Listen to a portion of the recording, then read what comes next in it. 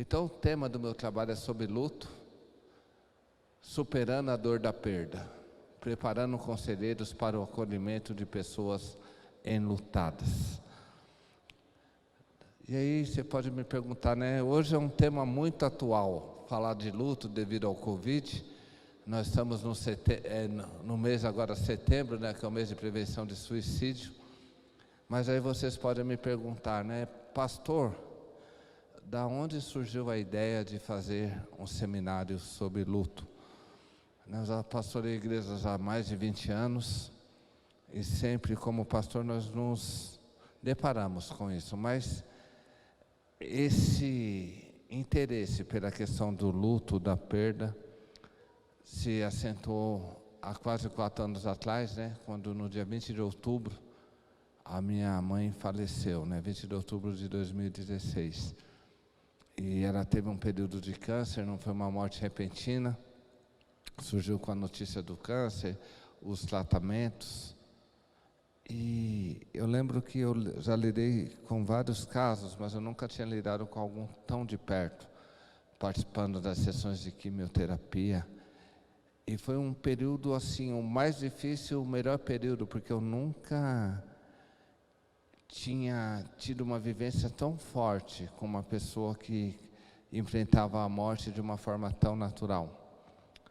Eu lembro que no dia 19 de outubro, eu estava com ela, ela pediu para eu fazer 3 coisas. Falou, filho, eu estou me aproximando, o meu tempo, e eu preciso resolver algumas coisas. Você faz 3 favores para mim? Eu falei, claro que eu faço, mãe. Ela falou, primeiro me compra uma orquídea. Eu lembro que eu corri, fui comprar uma orquídea na floricultura, comprei uma orquídea bem bonita, ela falou, coloca aqui, que eu sempre sonhei ter uma orquídea em casa, eu nunca tive condições financeiras, e eu quero realizar esse sonho. E aí eu comprei a orquídea, eu falei, qual o outro, mãe? Ela falou, segundo, vai lá e compra uma caixa de bombom Ferrero Rocher, a mais cara que tiver. Eu fui e comprei, todo feliz, eu falei, ela vai dar para mim. E ela falou, não, dá para sua irmã Dilma, porque eu quero agradecer a ela por ter cuidado de mim tão bem esses últimos dias. E aí ela falou, terceiro, eu quero que você pegue a Manu e a Duda, que são as minhas filhas, e traga para eu me despedir delas, que eu amo muito minhas netinhas e eu quero me despedir. E eu fiz os 3 pedidos, e à noite eu fiquei com ela e falei, mãe, a senhora não está com medo da morte? Ela falou, filho, eu sei quem eu era, eu sei quem eu sou hoje com Jesus Cristo, e eu sei para onde eu vou. Eu estou preparada. E aí no outro dia ela faleceu. Eu pensei, uau! Como ela conseguiu encarar esse momento tão difícil de uma forma tão sábia? Só Jesus para dar uma força, só a esperança cristã. E eu falei, eu preciso estudar esse fenômeno mais, porque eu quero auxiliar pessoas a conseguirem a ter essa mesma compreensão, esse mesmo aprendizado. E eu parti para fazer uma pós-graduação em aconselhamento pastoral, e o meu tema foi luto antecipatório. E aí eu comecei a estudar, a mergulhar nos estudos, comecei a me apaixonar. E aí eu decidi fazer um mestrado profissional. E no mestrado me veio a ideia de estudar também com mais profundidade o tema luto. E quanto mais eu estudo, mais eu me apaixono. E surgiu a ideia de fazer um curso. Então esse curso vai estar no futuro sendo disponível da forma online. E também eu vou estar oferecendo a igrejas, porque eu vejo que as igrejas têm muitas dificuldades em lidar com o luto. Parece que sentir tristeza é falta de fé.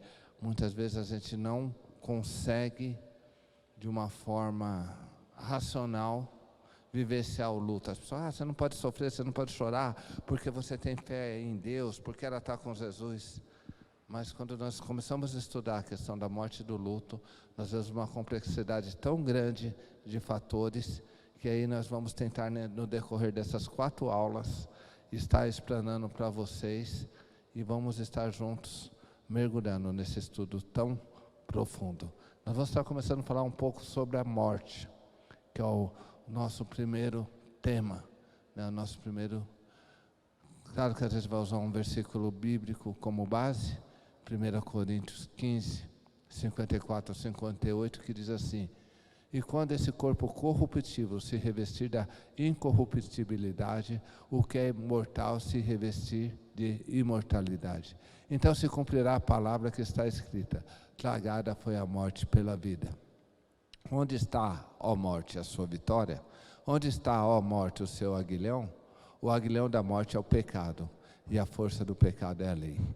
Graças a Deus que nos dá a vitória por meio de nosso Senhor Jesus Cristo. Portanto, meus amados irmãos, sejam firmes, inabaláveis, sempre abundantes na obra do Senhor, sabendo que no Senhor o trabalho de vocês não é em vão. Então o apóstolo Paulo nos dá uma definição que a morte é estranha dentro da teologia, que a morte é o fruto do pecado e que nós como os cristãos temos a esperança cristã. Mais para frente nós vamos tentar estudar um pouco mais sobre isso. Então nesse versículo temos algumas questões, né? A morte é inevitável, todos nós morreremos. Ela não é o propósito original de Deus, ela é fruto do pecado. Mas em Jesus Cristo nós temos o poder e a força de superá-la. Então a primeira coisa que nós falamos sobre a morte é que a morte é um processo natural na vida. Os momentos de luto são únicos e trazem uma grande oportunidade de aprendizado. Porém, algumas vezes as igrejas não estão preparadas para lidar com esse período tão ímpar na vida das pessoas. Então, temos que entender, uma das únicas certezas que nós temos na vida é que um dia todos morreremos. Independente, um dia todos nós vamos. E a morte é um grande momento de aprendizado para os que ficam. É um momento de reflexão, é um momento de aprendizado, mas infelizmente nós, dentro da igreja, muitas vezes não aprendemos e não vivenciamos da forma correta. Nós suprimimos as emoções e aí acabamos não tendo o aprendizado que seria correto. A morte é uma das situações mais difíceis de lidar e enfrentar. A perda será sempre dolorosa. Cotidianamente, o ser humano depara-se com pequenos lutos. Os exemplos são variados e vão desde perda de bens, de status, de emprego, de animais de estimação. Essas perdas apontam para o estado temporário das coisas e preparam para a perda maior, a morte de alguém querido. Afinal, como está escrito nas Escrituras, se há tempo de nascer, há tempo para morrer.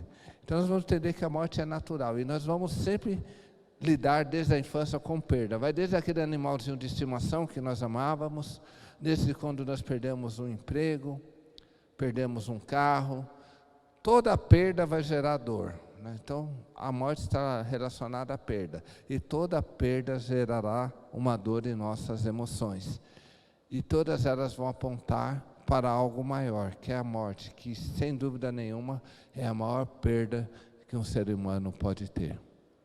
Então compete ao conselheiro pastoral conhecer as reações do ser humano diante da morte, entendendo que o processo de luto e seus efeitos, a fim de que ele possa auxiliar as pessoas a elaborar o seu luto de maneira mais saudável possível. E quando eu falo conselheiro, não é simplesmente os conselheiros, é toda a comunidade da fé.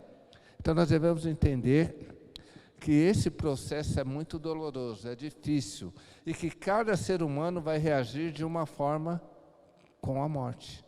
Um vai ficar acanhado chorando, um vai querer se mostrar forte, outro vai ficar mais deprimido, um vai querer se isolar, o outro vai querer conversar mais. Então cada ser humano tem uma reação ao luto, à morte, num período de luto. E cabe à igreja, ao conselheiro, conhecer todas essas variáveis para poder ajudar a pessoa da melhor forma possível.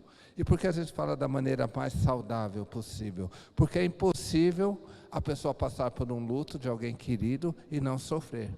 Então, o objetivo do curso não é fazer a pessoa não sofrer, porque isso é impossível, mas nos capacitar a auxiliar as pessoas para elas passarem da maneira menos dolorosa possível. O luto é caracterizado por um período de dor, saudade e tristeza, causado pela perda de um ente querido. É a reação normal que o ser humano experimenta mediante a perda, que envolverá uma grande variedade de sentimentos, pensamentos e comportamentos, tais como dor, angústia, depressão, sofrimento, fraqueza e solidão. A palavra luto pode ser entendida como uma crise, pois há um grande desequilíbrio entre a quantidade de ajustamentos necessários de uma forma imediata e os recursos disponíveis para lidar com eles. Por que o luto é uma crise? E como nós definimos crise? Crise vem... O que é uma crise? É quando a situação demanda de recursos que eu não tenho a oferecer no determinado momento. Isso vai gerar uma crise no ser humano. E por que o luto é considerado uma das maiores crises? Porque com a perda, a pessoa vai ter tantos reajustes de fazer para poder viver sem aquele ente querido. Então, demanda uma grande mudança. Só que no momento a pessoa não tem os recursos para lidar com isso, emocionais. E aí ela vai entrar em uma crise, porque ela vai olhar o mundo sem aquela pessoa amada e ela não sabe como ela vai poder superar a vida sem essa pessoa que ela ama tanto. Então vai gerar uma crise. A morte nas suas múltiplas perspectivas. Agora nós vamos falar um pouquinho especificamente da morte, né? Como as várias áreas do saber encaram a morte. A concepção da morte não é uma ficção, não importa a profissão, indifere a fama, idade, podendo ser tenra ou ancião, a morte atinge a todos. Não existe regra, a pessoa pode ter realizado todos os seus planos ou estava em vias de realizar. A morte não escolhe quem foi bom ou ruim, a certeza é que ela chega para todos. Existe dificuldade em lidar com a morte, seja de uma criança, de um jovem ou de alguém que acabou de alcançar um objetivo. Lidar com essa perda sempre será um processo doloroso. A aceitação da morte constitui certamente um dos maiores sinais de maturidade humana. Daí a necessidade de uma educação sobre a morte, porque a morte, paradoxalmente, pode ensinar a viver. Então a gente tem que entender que a morte, eu já falei, chega a todos, então todos têm certeza, um dia todos nós morreremos ou lidaremos com a morte de um ente querido. Nós vamos passar. E aí nós devemos entender que a morte é dolorosa.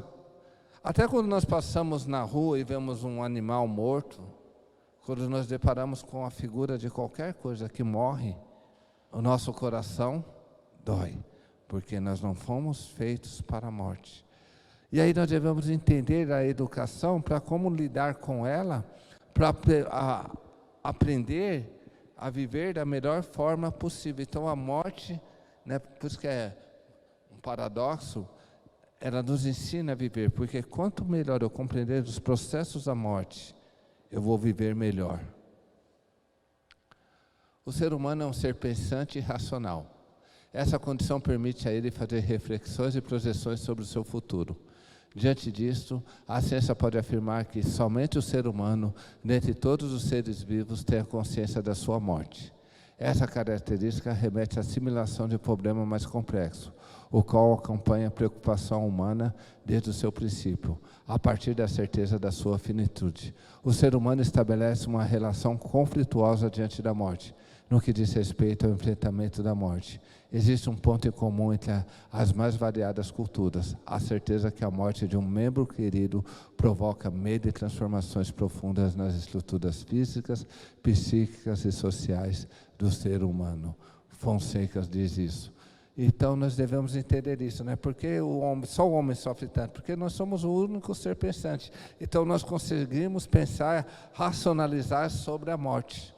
Então nós, diante da morte, o ser humano consegue antever o sofrimento, a tristeza, a perda. E diante disso ele fez um estudo e fala que independente da cultura, independente da religião, independente do nível social, diante da morte de alguém querido, todo mundo vai sofrer. Fisicamente, psiquicamente, vai ter um sofrimento. A morte se torna algo complexo de se analisar e conceituar, pois ela envolve muitas variáveis no ser humano, como incerteza, dúvida, temores, superstições. A morte trata de um assunto muito complexo que pode ser analisado sob diferentes ângulos das mais diversas áreas do conhecimento, como fenômeno social, teológico, histórico, biológico, antropológico, bioético, religioso, cultural, médico e legal. E hoje nós vamos ver alguns dessas áreas de saber. Então, na medicina, a morte é estudada por uma ciência chamada tanatologia, né, que vem do termo grego thanatos, morte, e logia, ciência. E essa ciência estuda a morte dentro, né? E Bruce Lolin, ele diz que a morte não é um fato isolado e instantâneo. É interessante isso, porque antigamente as pessoas pensavam que a morte era algo instantâneo, mas hoje descobre-se que a morte são vários eventos, né? Então a pessoa não morre de uma vez, são vários órgãos, células que vai de uma forma gradativa se decompondo até a morte. No passado bem remoto, eles consideravam a morte a parada respiratória, a parada do coração. Hoje, eles só consideram uma pessoa morte quando tem a morte encefálica, né, onde ela não é mais considerada viva. Na psicologia, ela estuda muito a questão do medo, né? Então, eles falam que um dos sentimentos mais recorrentes diante da morte é o medo, como os abordados, sem restrições de idade, sexo ou nível social. Em alguns casos, esse medo é mais consciente, sendo expresso de uma forma mais tangível. Mas em outros casos, os medos são mais encobertos. Por isso, fica difícil falar do medo de uma forma única. É interessante nisso que uma das grandes estudiosas da psicologia é Kovacs, que não é cristão, e eles estudam a questão do medo da morte. E ela fez uma pesquisa onde ela fez o estudo dos índices de medo de morte.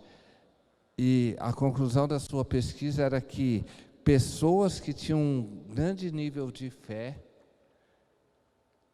elas tinham um índice de medo de morte menor. Então, quanto mais elas tivessem fé, mais o seu índice de medo da morte diminuía, provando que a fé e a esperança é algo poderoso. Na teologia, que é a nossa área mais dentro da igreja, a vida segundo os princípios bíblicos é um dom de Deus. Cabe a Ele determinar o princípio e o fim.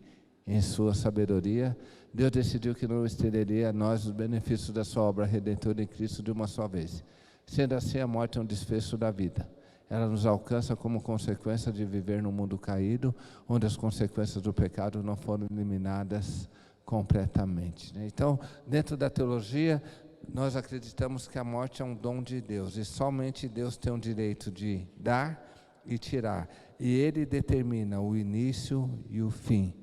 Por isso que dentro da psicologia a gente vai ligar essas áreas de saber, porque a psicologia, no medo da morte, ela fala, quanto mais a pessoa tem uma fé arraigada, menos medo ela tem. Por que ela tem menos medo? Porque a sua fé baseia-se que Deus está no controle das nossas vidas. E quanto mais Deus estiver no controle das nossas vidas, nós sabemos que a morte chegará no tempo em que Deus determinar. Pode-se entender a morte nas Sagradas Escrituras como algo que não fazia parte do propósito original de Deus para os seres humanos. Pois na Bíblia, a morte está intimamente correlacionada ao pecado. Diante dessa perspectiva, podemos deduzir que a morte é algo estranho à natureza divina, não fazendo parte do projeto inicial de Deus. E pode ser por isso que o ser humano tenha tanta dificuldade em lidar com ela, pois não faz parte do desígnio de Deus, mas ela é a consequência da desobediência do ser humano. Então, por que o ser humano, dentro da teologia, tem tanto medo, tanta dificuldade em lidar com a morte? Porque dentro da teologia diz que a morte não faz parte do projeto de Deus. Deus criou o ser humano para ser eterno. E o que trouxe a morte ao mundo? A desobediência do pecado. O salário do pecado é a morte. Então, por a morte ser um incluso, não ser algo que Deus projetou, todo ser humano vai sofrer com ela, porque ela não é algo natural, ela é algo que veio sobre o ser humano. Pode-se enumerar teologicamente 3 estágios para a morte. Então, quando nós falamos de teologia, nós vamos ter a morte subdividida em 3 estágios. Então, na teologia, a morte passa por 3 etapas. Primeiro, a morte espiritual. Foi a primeira que aconteceu quando Adão desobedeceu a Deus. Ele morreu espiritualmente, o pecado faz a separação entre o homem e Deus. Então, dentro da teologia, qual é a primeira morte? A morte espiritual, quando o homem está separado de Deus. Lá no Éden, quando Deus falou para Adão, se comer desse fruto, certamente morrerás. Adão pensava que a morte seria a morte física, mas essa seria a morte espiritual. A partir do momento que ele conheceu o pecado, ele se separou de Deus. Então, a primeira morte que a teologia ensina é o quê? Quando o homem está no pecado e afastado, ele vive afastado de Deus. A segunda morte que a Bíblia ensina é a morte física. Como decorrência da morte espiritual, vem a morte física, que é a separação entre o corpo e o espírito, ou seja, a separação da parte material da parte imaterial. Então, a primeira morte, separação entre o homem e Deus, morte espiritual. Qual a segunda? É a morte que nós estamos estudando hoje, mais propriamente dito, que é o quê? A separação da parte espiritual da parte física. E existe a terceira morte, que é a morte eterna, que será experimentada por todos aqueles que não creram no Evangelho. Será a separação eterna de Deus. Então, a partir do momento que a pessoa, dentro da teologia, que não aceita Jesus Cristo como o Senhor da sua vida, vai passar a eternidade separada de Deus. E isso seria a morte eterna.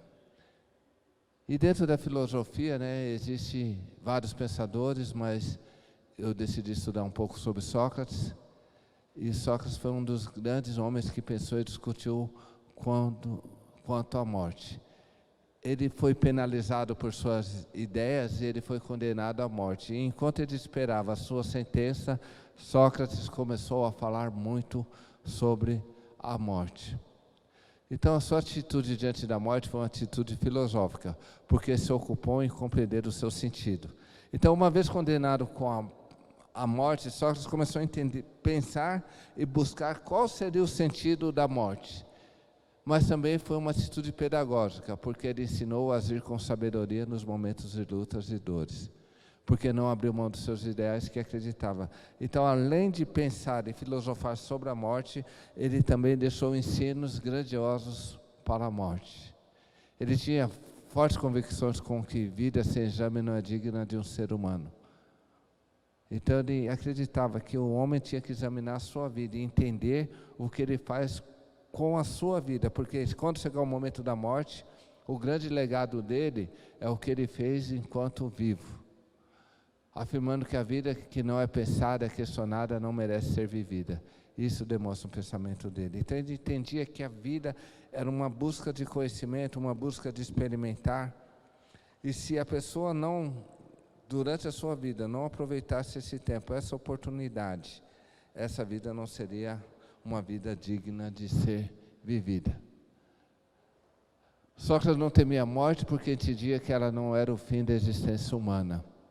A existência permanece viva depois da morte nas obras do homem, seja na sua produção teórica ou nos seus exemplos, que passam a ser referência para as outras gerações. Então Sócrates entendia que a existência não cessava com a morte, mas aquilo que a pessoa fez durante vida se tornaria um legado para as próximas gerações. Então a morte não poderia acabar com tudo aquilo que a pessoa fez durante a sua vida. Nós podemos chamar isso dentro da teologia de propósito. Então ele entendia que a grande fonte era o propósito da vida. Então quando a pessoa durante viva cumprir um propósito, esse propósito se permaneceria como legado de influência na vida de outras pessoas e não morreria com a morte física, mas permaneceria durante anos, um grande legado. E a prova disso é que Sócrates já morreu há muitos anos, milhares, e os seus pensamentos continuam sendo falados até hoje.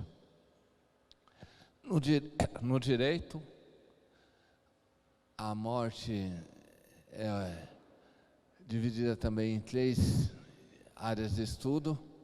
A morte natural é aquela que acontece como consequência de um processo esperado. Por exemplo, nos casos de envelhecimento natural, esgotamento das funções orgânicas. Então, no direito, quando a pessoa tem uma morte natural, vem em decorrência da idade de um processo considerado natural, um envelhecimento. Existe a morte violenta, é quando, para que ocorra a morte, acontece uma intervenção de uma forma externa que desencadeia a mesma. Então, a pessoa viveu uma morte normal e aí teve algo que não era de uma forma natural, que proporcionou a morte. Um exemplo, um acidente de carro, um assassinato. Algo externo proporcionou a morte. E a morte voluntária, que é o suicídio, denomina suicídio todo caso de morte que resulta direta ou indiretamente de uma atitude realizada pela própria vítima, a qual sabia que essa seria o resultado. E quando a pessoa, com a sua própria consciência, acaba com a sua própria vida. Considerações sobre a morte. Aceitar e compreender a morte não são tarefas fáceis para o ser humano. Numa visão simples, a morte pode ser vista como um fenômeno que ocorre quando cessa a vida de um indivíduo, seja por causas naturais, seja por motivos acidentais ou causados por doenças. Mas a morte não é algo tão simples assim. É um fato considerado cheio de mistério e complexidade. Diante disso, vem o estímulo para estudá-la, para refletir como as pessoas veem e aceitam. Quando o ser humano luta para entender o mistério da morte, na verdade ele está descobrindo o significado da vida. Então, quanto mais o ser humano entende a morte e a importância de viver, mais ele vai valorizar a vida. Quando nós entendemos que um dia todos nós iremos, e o grande legado que nós deixaremos é o que importa, nós vamos aproveitar a cada momento melhor a vida. O que isso significa? Que não adianta você ficar chorando durante um velório e pagando o melhor caixão, querendo... O que a morte nos ensina é que nós devemos aprender a valorizar a pessoa enquanto ela está viva, já que a morte será algo natural. Então, nós devemos aproveitar, enquanto nós temos nossos pais, nossos filhos, nossos irmãos, valorizar ao máximo, porque um dia ele irá. E aí a grande questão não é o que eu vou fazer depois que ela morreu. Não adianta depois que ela morrer, eu tentar homenagear. Eu tenho que honrar enquanto a pessoa ainda está viva. Amém? Vou abrir um espaço para perguntas, e aí depois nós vamos ter um intervalo, tá bom? E aí quem tiver pergunta, levante a mão, e o Rafael vai pegar o microfone e vai levar para vocês, tá bom?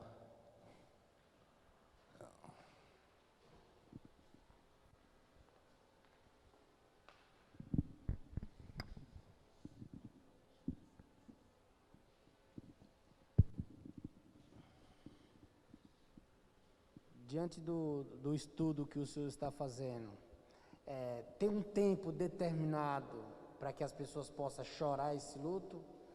Ou vai de pessoa por pessoa? Isso, eu vou... A segunda parte da palestra eu vou falar mais de luto, eu vou falar sobre isso.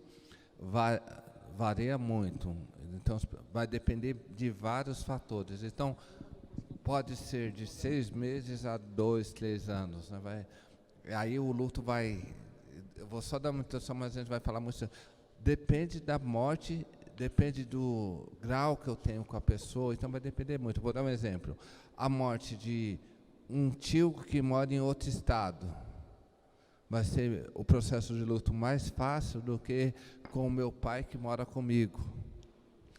Uma morte que vem da velhice é mais fácil lidar do que alguém que saiu para trabalhar e foi assassinado. Então vai ter vários fatores que vão influenciar nesse tempo, e fora a questão psicológica de cada um, porque cada ser tem uma reação diferente. Então você pode ter numa família 4 irmãos, um resolver de uma forma muito rápida e o outro demorar anos. Então, mas nós vamos falar na próxima, a gente vai falar muito sobre isso, e aí eu creio que vai esclarecer. Boa noite. Eu queria saber, assim, você acabou de falar que a morte, que o luto é uma dor legítima, né? Legítima para aqueles que perdem alguém que ama. Porém, eu já ouvi, assim, pessoas falarem, por exemplo, uma esposa que tem um marido alcoólatra que que só trazia tristeza, na verdade, né? Quando esse marido morre, ou de repente um filho que só dava problemas para a mãe, as pessoas falam assim: ela deveria estar bem, esse filho só dava trabalho, ou esse marido não prestava. Ou seja, é como se ela não tivesse o direito de sofrer, porque aquela pessoa trazia tristezas para ela. Mas ela também tem direito ao luto, ela também vive essa fase. E como que a gente pode lidar com isso? De achar, entender e achar que porque a pessoa, de repente, deu muito problema para a mãe, ou era um marido problemático, de repente a viúva ou essa mãe tem que não ficar feliz, mas não ter direito a esse luto. Então, é uma visão errada da maioria das pessoas, porque o luto é fruto, é uma crise, né? Então, o que é uma crise? É quando eu tenho uma perda e eu não tenho os recursos necessários para lidar com ela. Por mais que seja um filho problemático, um marido problemático, pelo fato de ser filho ou marido, há um amor pela pessoa, né? Porque a questão que às vezes a gente pensa é que nós só podemos amar pessoas perfeitas. Isso é até contra o Evangelho. E graças a Deus por isso, né, que Deus nos ama, mesmo nós ainda sendo pecadores. Então, uma mãe, independente do filho ser drogado, viciado, ela ama aquele filho. Ela não aceita o comportamento dele, mas o amor é real e legítimo. E a esperança da mãe, nesse caso, era o quê? Um dia ver o filho transformado. Quando ela perde esse objeto, esse filho, pelas drogas, sem ele ser transformado, imagina na cabeça dela, vai entrar em parafuso, porque ela fala, eu perdi a esperança de ver ele transformado, e a dor dela vai ser talvez até maior, e aí ela vai se preocupar, por quê? Porque a gente fala que a morte ensina a viver, que talvez esse filho problemático, ou o marido, ela brigou muito, ela xingou, e ela não conseguiu demonstrar o amor, e aí quando ele morre, ela olha e fala assim, agora não tem mais como eu demonstrar o amor, porque se foi. E aí vai dar um peso nela. E aí, diante disso, nós vamos falar também muito sobre isso na terceira aula de aconselhamento, como fazer isso. Porque é fazer a pessoa falar sobre isso. Então, nós devemos, durante esse processo dessa pessoa, deixar externar tudo isso. A dor, o medo, as frustrações, e quanto mais ela falar sobre isso, mais ela vai ser curada. O mal é que muitas vezes a gente não deixa a pessoa falar o que você falou. Graças a Deus ele se foi. Mas lembra que eu falei, depende do relacionamento? Para uma vizinha que não tinha nenhum tipo de sentimento por essa pessoa, foi bom. Mas para a mãe, foi algo terrível. E aí cabe a nós ter isso. O mal é que nós suprimimos. Eu já fui em velório como pastor, e vamos supor, a mãe está chorando o filho que perdeu, um pai. Eu já vi pessoas religiosas, até pastor, falar, não chore, ele está com Deus. Como se chorar tirasse a fé que ele está com Deus. Eu sei que ele está com Deus, mas eu estou triste porque eu perdi alguém que eu amo. Porque eu fui separado, a morte significa separação. Então eu estou triste porque eu fui separado de alguém que eu amava. Então nós devemos começar a entender que o período de luto, e nós vamos falar muito sobre conselheiro, um bom ajudador no período de luto, é aquele que consegue fazer a pessoa colocar todos os sentimentos para fora. Porque quanto mais ela colocar, mais ela vai ser curada. E aí sim a gente vai trabalhar na esperança cristã. Mas isso é uma realidade. Infelizmente, as pessoas querem suprimir isso. E o mal do ser humano é assim, que ele quer que a pessoa viva uma experiência segundo a sua percepção. E cada um tem uma percepção. E o grande lance do conselheiro é entender que cada um passa da sua forma, independente de quem seja. Boa noite, pastor.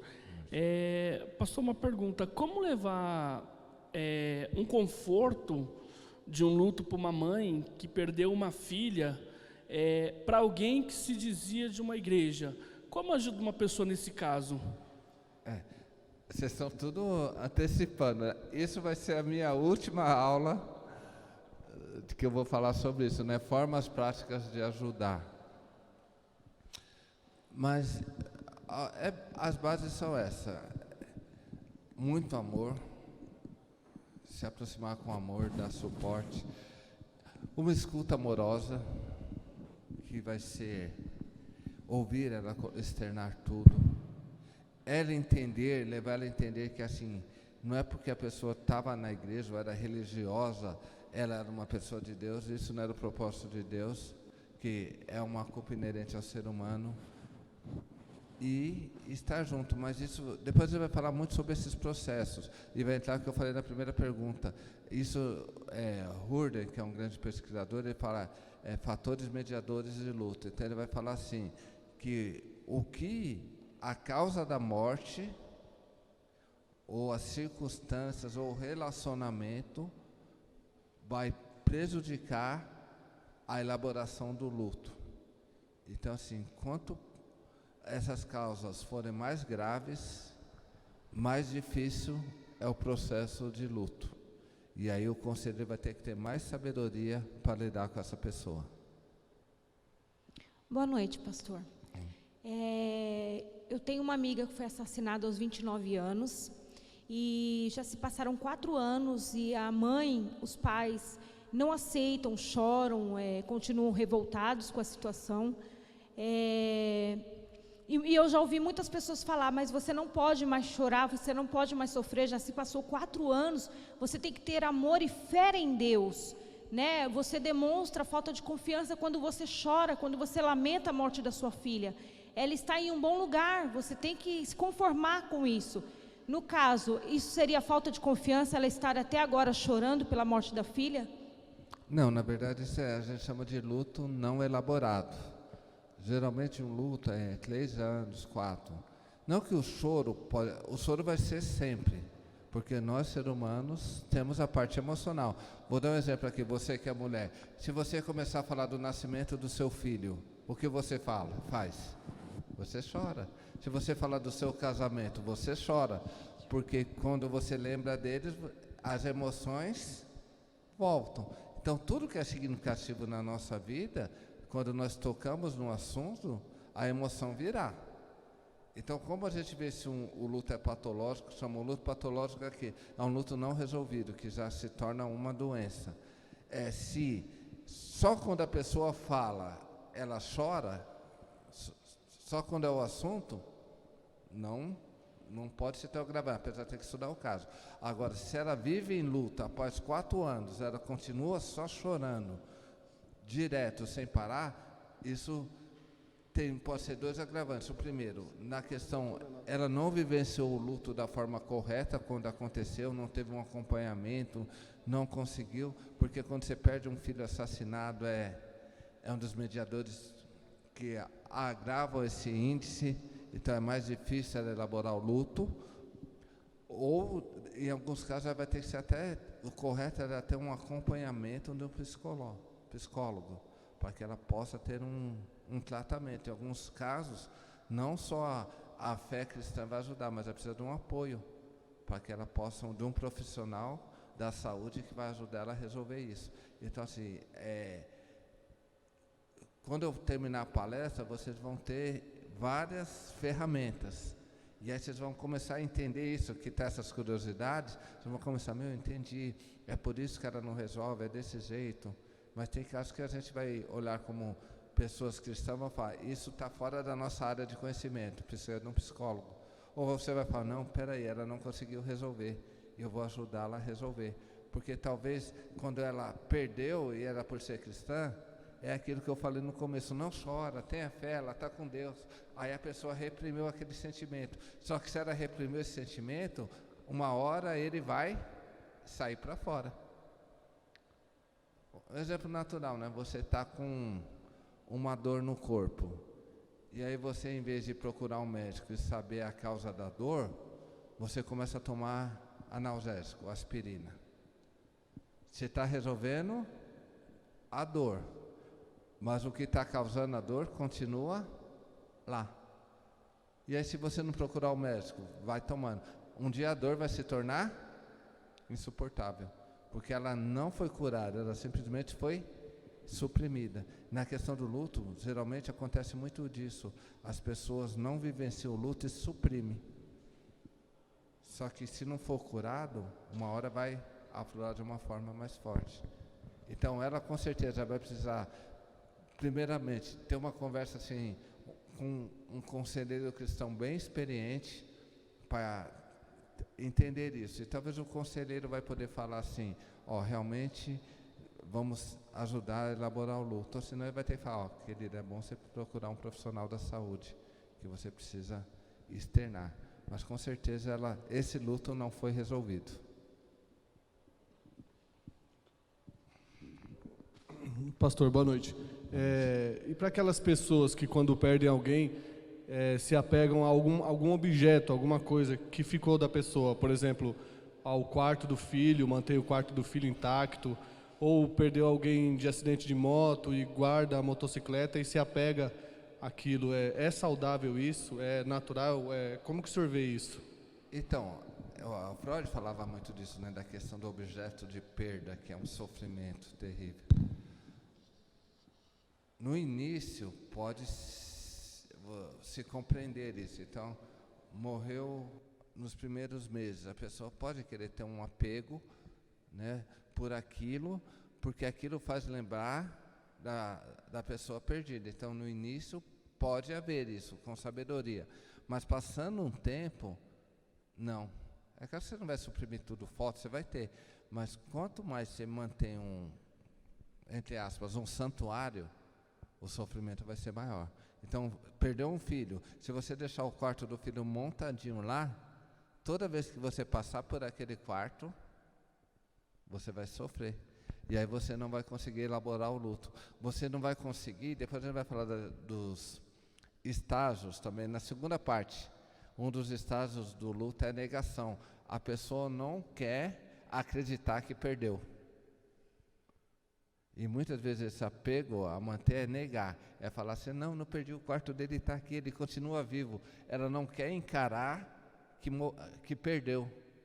E aí isso pode acarretar, no caso que a irmã falou, a pessoa não conseguir elaborar o luto. Então, quando a gente vai falar das fases do luto, vai ter, nós vamos enumerar, eu vou enumerar hoje, vocês vão ver. Negação, raiva, tudo. E todos no processo de luto passam por isso. O que vai determinar se ele está sendo bem elaborado ou não é o período. Então, em cada fase há um período que eu tenho que passar. Mas se eu, vamos supor, eu estou há 2 anos do luto, ainda nego, já tem alguma coisa errada. Eu estou há 4 anos e ainda sinto muita raiva, tem alguma coisa errada. E aí, esse luto não foi bem elaborado.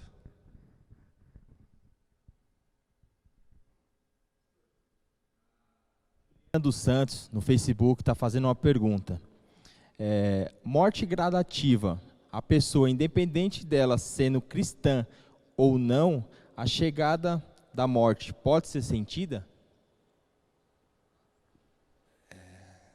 É complicado eu até comentar sobre isso, porque cada ser humano é único, né?